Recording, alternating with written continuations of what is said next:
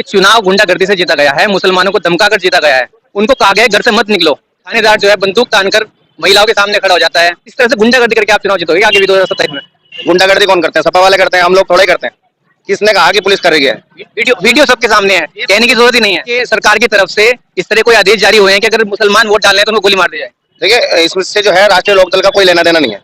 चुनाव पुलिस बनाम मुसलमान था और वहां देखा गया कि पुलिस की जीत हुई है। वीडियो में साफ साफ कह रहे हैं कि हमारे पास मारने के आदेश है, मतलब गोली मारने के आदेश हैं। ये आदेश आते कहाँ से अध्यक्ष जी? राष्ट्रीय लोकदल की तरफ से या एनडीए की तरफ से कोई ऐसा कोई आदेश नहीं था कि भाई किसी को गोली मारी जाए। आदेश आपकी सरकार का एक सरकारी अफसर, एक थानेदार ये कहता है कि हमारे पास मारने के आदेश हैं। इतनी बड़ी बात कोई कैसे कह रहा है कैमरे के जो सामने? है उसे सस्पेंड कर दिया गया है, जिसने ये लफ्ज बोले थे कि हमारे पास आदेश है। मीरापुर उपचुनाव राष्ट्रीय लोकदल का जो कैंडिडेट है वो जीत चुका है। उसी को लेकर सहारनपुर राष्ट्रीय लोकदल ने आज खुशी का इजहार करते हुए मिठाई बांटी एक दूसरे को। हमारे साथ सहारनपुर जिला अध्यक्ष माइनॉरिटी शहीद अहमद मौजूद है, उनसे बात करते हैं इसी मामले पे। अध्यक्ष जी, ये मीरापुर आप चुनाव जीते हैं, आपको सबसे पहले बहुत बहुत बधाई हो। तो आपको कैंडिडेट वहाँ पे जीता है, इसके बारे में क्या कहना चाहेंगे आप? देखिए, जो मीरापुर में उपचुनाव हुआ उसमें हमारे माननीय जयंत चौधरी जी और माननीय मुख्यमंत्री जी ने बहुत मेहनत करी है।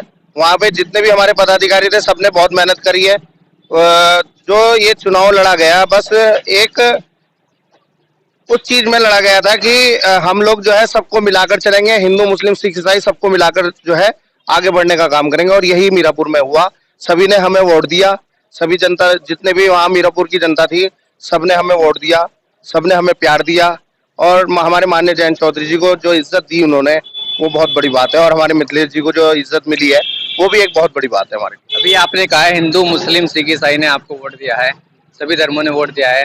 मुस्लिम धर्म के लोगों को आपने वोट ही डालने कहाँ दिया है? वहाँ पे आपका थानेदार जो है बंदूक तानकर महिलाओं के सामने खड़ा हो जाता है और जान से मारने की धमकी देता है, कहते हैं उनके पास आदेश हैं। और दूसरी बात, इस तरह से गुंडागर्दी करके आप चुनाव जीतोगे आगे भी 2027 में। देखिए, इससे जो है राष्ट्रीय लोकदल का कोई लेना देना नहीं है।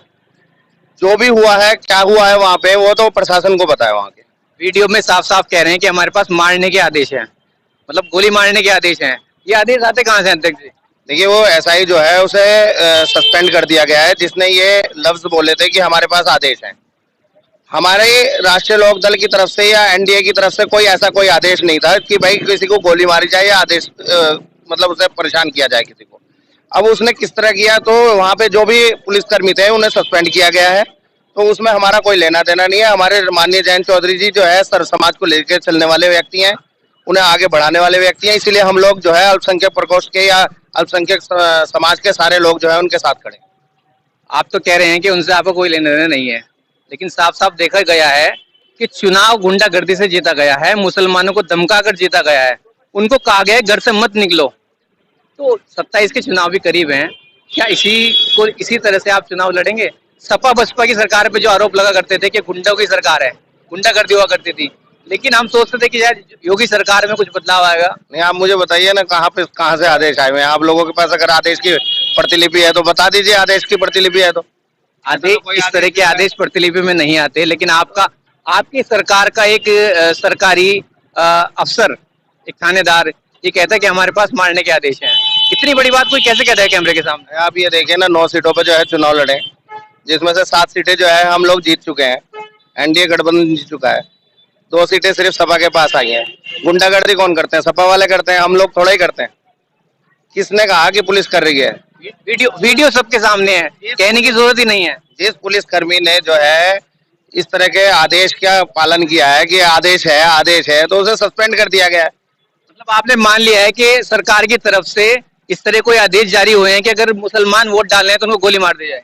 मैंने ये बात कब कही आपसे कि इसमें जो है आदेश हुआ है?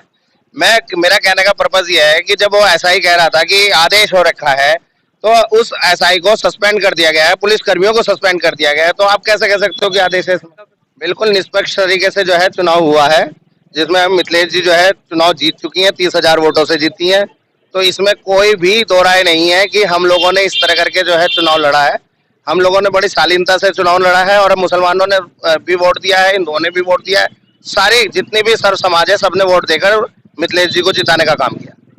साफ साफ देखा गया है कि चुनाव आपने नहीं लड़ा है, चुनाव पुलिस बनाम मुसलमान था और वहां देखा गया कि पुलिस की जीत हुई है और मुसलमानों का जब वोट ही नहीं पड़ेगा तो आपका कैंडिडेट जो है वो तो जीतेगा ही फिर। जो पुलिस कर्मी ने इस तरह की हरकत करी है, मैं आपसे बार बार कह रहा हूँ, उसे सस्पेंड कर दिया गया है, उसे बिल्कुल भी महकमे में नहीं रखा जा रहा है। हम तो कह रहे हैं निष्पक्ष चुनाव लड़ा गया है और मिथिलेश जी को 30,000 वोटों से जिताया गया है। आप लोग क्यों कहेंगे आपकी तो जीत हो गई है? ये थे शमीम अहमद जो कि जवाब गोलमोल कर रहे हैं हर तरह से। इनके कैंडिडेट जो मीरापुर में जीता है वो सबके सामने है, किस तरह से उनको जिताया गया है।